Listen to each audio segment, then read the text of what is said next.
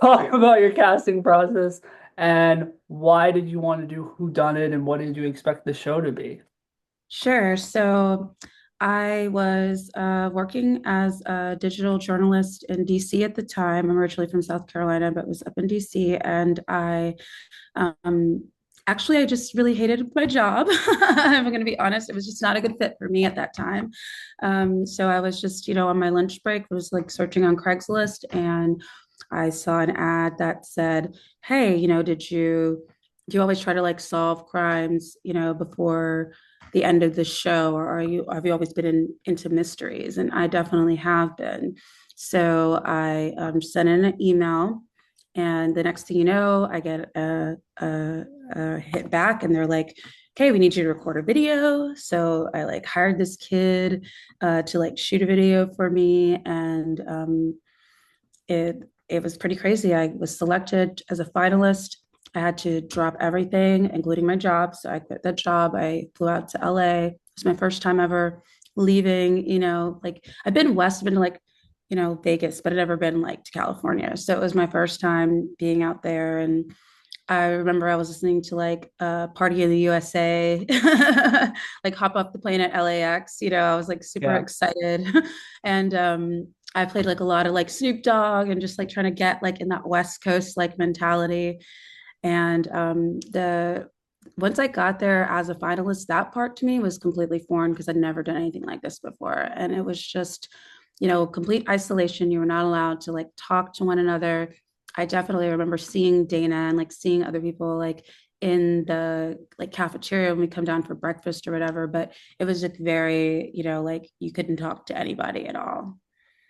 So what did you expect like when you're going to the mansion and they send you up to the rooms and then all of a sudden you see Sherry with fake blood and electric wires? You like, what on earth am I thinking? Are they gonna try to kill me? Well, what's going on? Yeah, they did not make it clear that there were going to be live deaths happening. Like, people were going to be acting out their deaths. That was something that no one knew.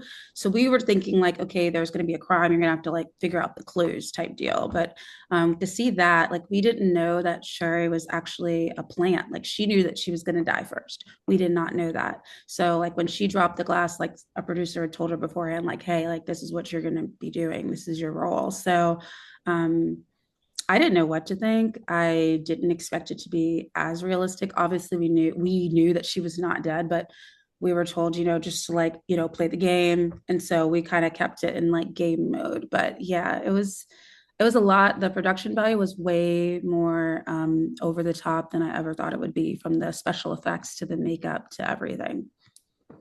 So where did the tension with Adriana start? Because she seemed all over the place and completely paranoid and trying to mess everybody up, including herself, it seemed like. So tell me about that. Yeah, see, I honestly I thought Adriana was the killer because I felt like she was trying to throw everybody in our group off. I really felt like, this person, she's a reporter, she's, crime reporter. I knew she was a smart individual, but she would just like pick up like a random pen and be like, "This is very important. I can just tell this is important." And it was like, what are you doing? Like, so I thought that she was like, trying to like sabotage our team. And so I was just done with her, like, and come to find out, like when we were in the last known whereabouts, that room where we're like searching the bedroom, like the last place that Sherry was, we like took way longer than we were supposed to. And the producers actually at one point were had to say, that's not a clue. That's just a pen. Like, move it on, guys, because she was just getting fixated on every little thing. So after I got to know her, of course, like I think she's great. But yeah, like I think that I had a little bit of like a short fuse at that time because I felt like I just knew that she was a killer, and obviously I was wrong.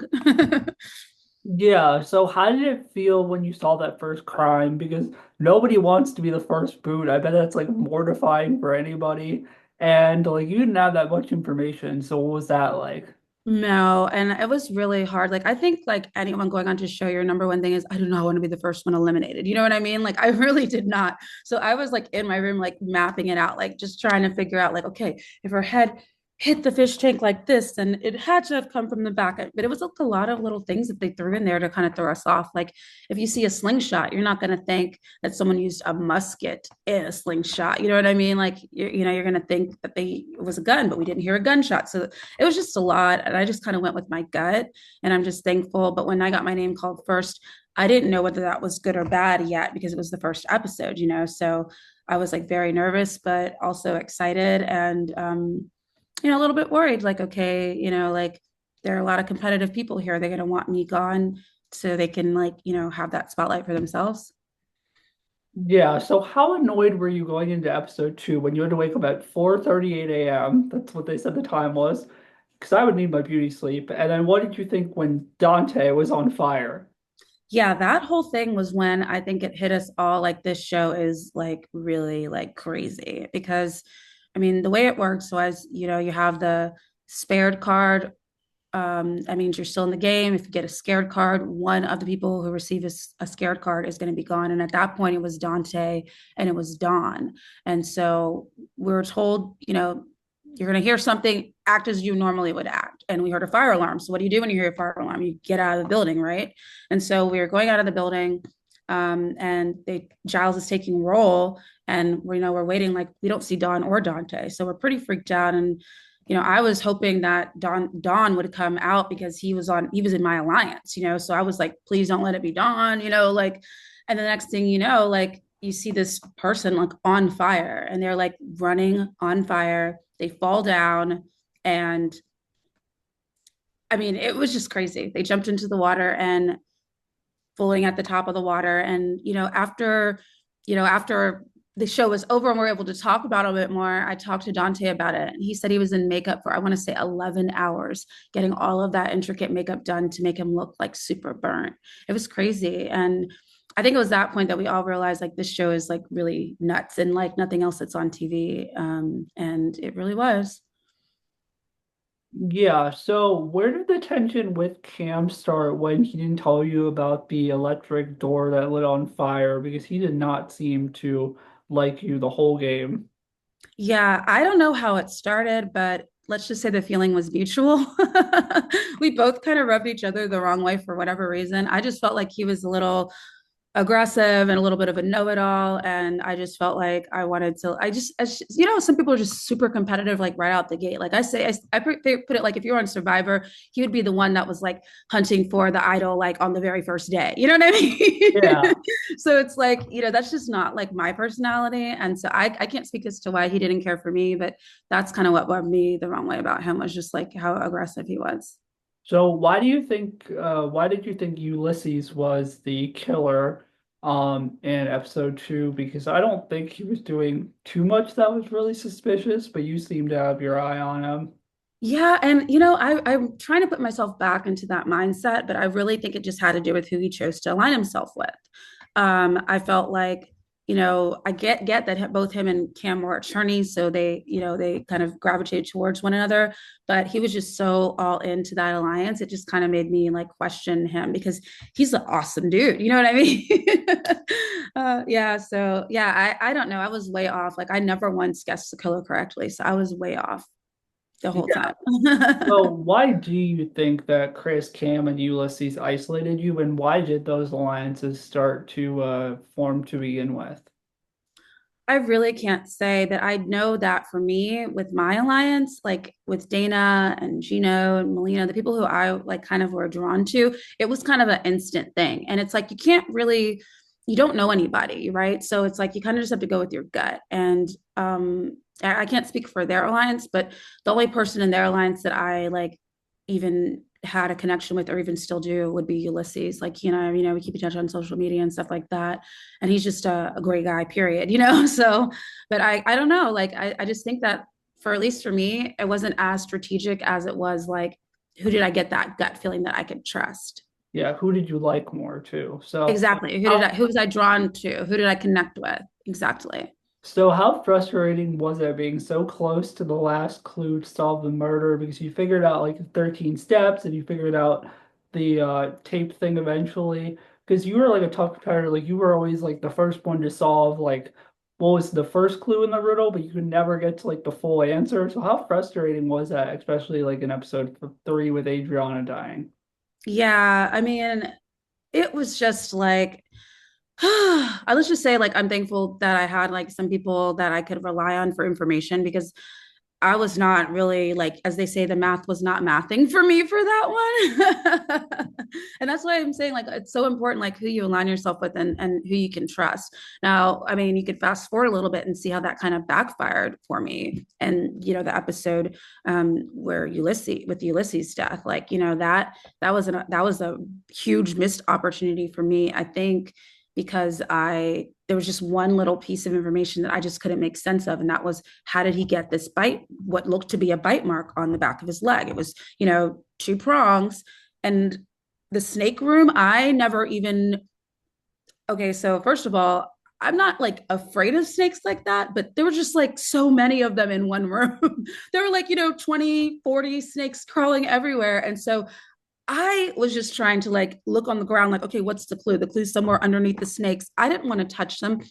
I really want to like know from other people, like, do they really just like find the loose board and just lift it up? Like I was too freaked out by the snakes. And so I ended up second guessing myself. And, it's one of those things where you're not getting much sleep. There's just a lot of pressure. You have like this like short amount of time to perform.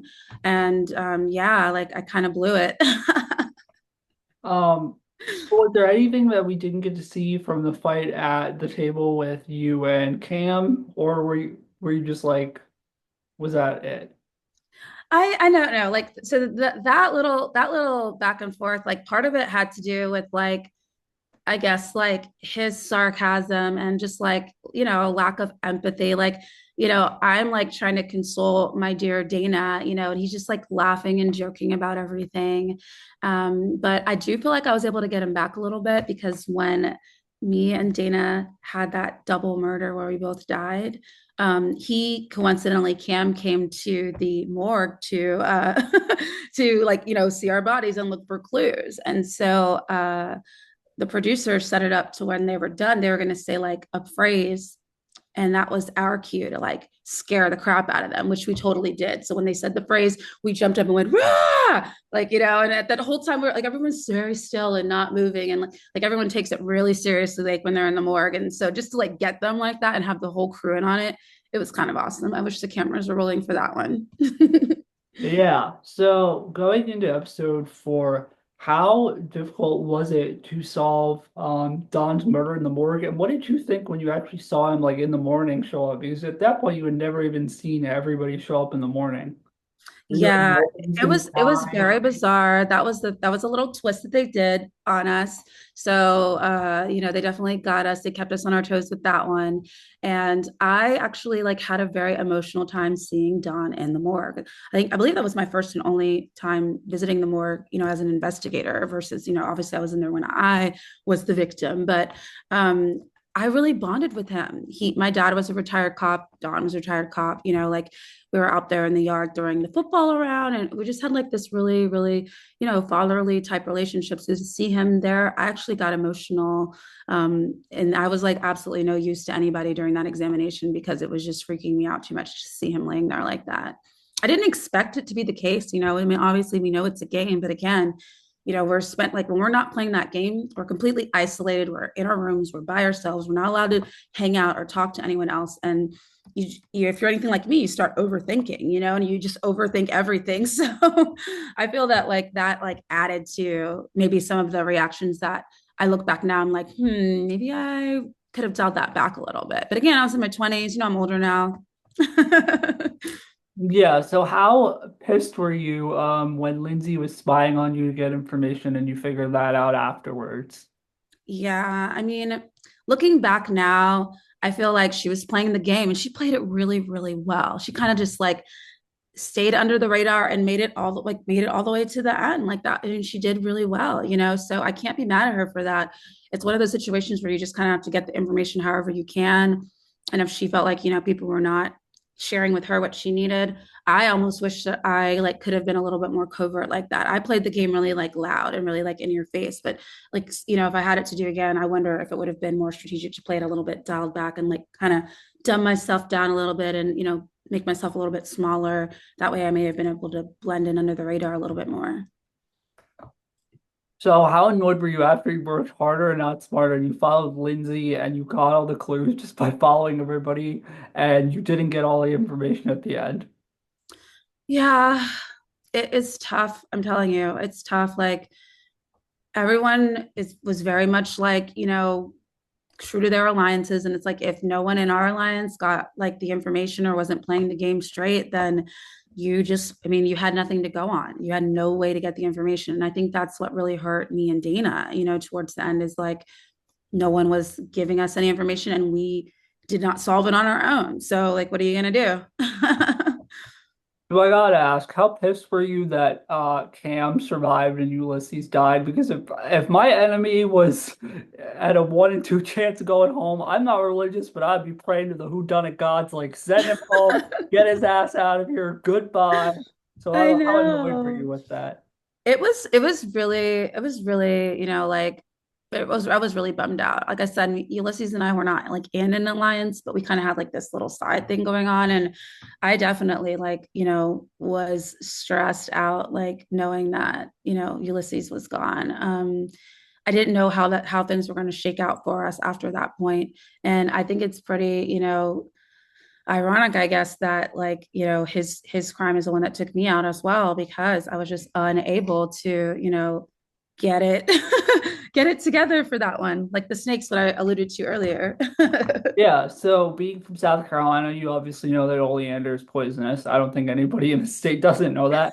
But you remembered the red and black snake rhymes, so why didn't you go with your gut? Because I feel like most of the crimes were based off of like people's like past experiences and they could use that to kind of solve the murder even if they didn't have the information.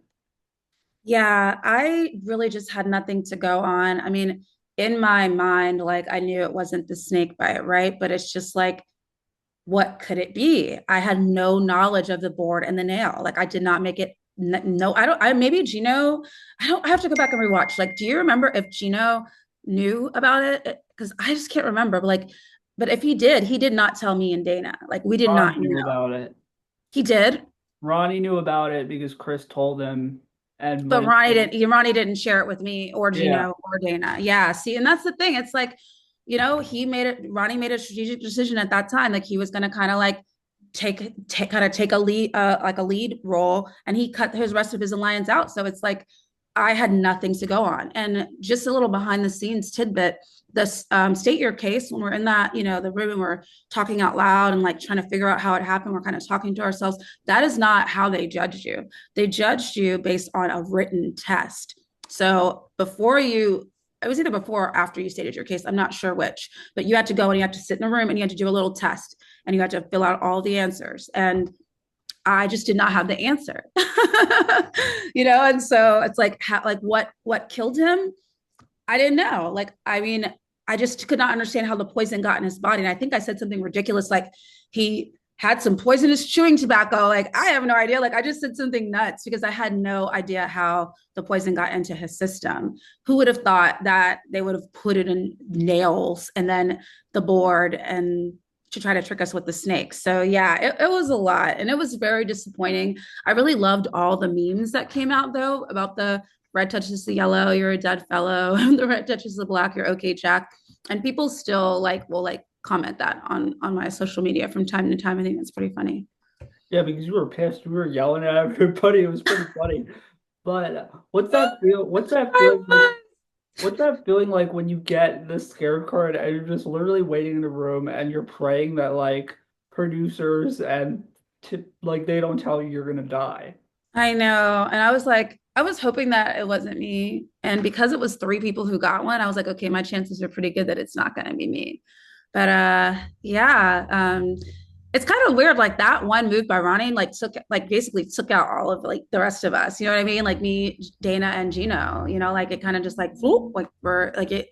That was like a very strategic move by him. Like looking back at it now, I see that like that was a power play for him. But and good on you, Ronnie. But you really screwed it up for the rest of us. But yeah, like I guess like I don't know, like I felt betrayed, I felt like, and it's like watching it later, you see what everyone else is thinking. Like at the time, like I didn't know who knew and who didn't know. I had no idea. You know what I mean? So it's like, who can you trust? The only person that I 100% trusted was Dana, and we went out together. So, what was it like fake dying when the killer put the chlorophyll on you? And I love all those murder crime shows with all the reenactments. So, what was that like for you, or were you still like kind of pissed? Actually, I stopped being pissed when I found out that Dana and I were dying together because we had bonded. We were Team Southern Bells. That was like, and for us to like leave together, I felt like I was going to make a big splash. And I felt like, people who supported us were going to really love it. And the best part is in the afterlife, which is what we called, after you like got killed off the show, we called that time, hanging out in the mansion and stuff, the afterlife. I thought it was very interesting that like we were the only ones who got to go through the afterlife together. So we had a slumber party, we got to hang out and like, we really bonded because we got to do everything together. Imagine like Dante when he did his, it's just him and the whole crew and the whole makeup artist and all those people in the mansion with just him and he's shooting, you know what I mean? But at least I had somebody to do it with. So it just made it a lot more fun. Well, And that yeah, what and to your question about what it was like, nobody knew that they had to film their death until they died. You know what I mean? Like we didn't know that was a thing. So I was just like, this is awesome. You know what I mean? And Dana thought it was awesome too. And she ended up actually, I can't remember the name of the show, but she was actually in a show later on, and she like reenacted a death in like a whole nother show, like a date, like a investigative discovery show. So I think it like kind of opened up some acting doors for some people. But yeah, I thought it was great. It was the folks from CSI, Anthony Zeiker, the creator of CSI. So all the makeup artists and stuff were the Emmy Award winning, folks from CSI. So and like I said, the makeup was so intricate and took hours and hours and hours to apply, particularly like Adriana's and obviously Dante's. yeah, so what was it like having to play dead the next day when you're on the excuse me, when you're on the piano and in the morgue? Because I feel like I would be like pissed the whole time and be like, I deserve to still be there. But what was your experience like? Honestly, like just being like with Dana, it was not. And this is other thing too. They told us that we all got to come back for the finale when you died. So even though I knew that I was out, I knew it wasn't like over for me in the filming. You know what I mean? Because they did say, what's your schedule like? Like, can you come back? I think I was only home for like 4 days. You know what I mean? Like, some people never even went home. They just stayed at the hotel because of the logistics of getting everybody back to shoot for the finale when we're all there as zombies. So I was actually pretty excited about it. I was really rooting for Melina. I really wanted her to win. I remember when we got back and we saw it was only like, I think it was like three left. Well, I guess it was four left. Was it because it was Melina, Lindsay, Chris and Cam, right? Yeah. Yeah. So I was like, come on, Melina, you can do it. I was like still rooting for her. I'm like, you got this girl. But it wasn't really, I didn't really have any hard feelings after I found out that Dana and I were dying together because I just like they really hyped us up. They're like, this is gonna be like the craziest death. Like people are gonna be talking about it. And it was just so much fun to film. It was freezing. They really did drop the temperature way down. It was so cold. So like we were like kind of like mummified, I guess. And it wasn't hard not to move, but it was just it was just like awkward. Like everyone's like talking around you, and it's just like, you're trying not to smile, you're trying to like hold character. But yeah, it was an experience. I'll say that. Yeah, so what was your favorite behind the scenes moment, and maybe what do you take away from the experience? I think my favorite behind the scenes moment was definitely the afterlife. So, I guess with every show, there's like some pickup shots or things that they might need to reshoot. So they had everyone stay at the mansion, like like at the very end, not at the mansion, sorry, everyone stayed at the hotel at the very end, and we all like hopped into the hot tub. We went like out bar hopping, like we were, we just got to experience LA. And, I'd been to LA for the, audition, but I'd never spent any time outside of the mansion or, like the hotel where we went when they were filming the death scenes. So it was just so cool bonding with everybody, the cast and the crew, just getting to hang out. And like a lot of us still keep in touch to this day. So for me, aside from the people that I met actually on site in California, I'd say it's the people who I've been able to connect with online since then. I've just have like a really strong support system of folks. I don't even like to say fans, we're just like friends. Like, we've met via the show, but we still keep in touch. And I'm just really excited about that. It really made me feel like I kind of found my people in a way.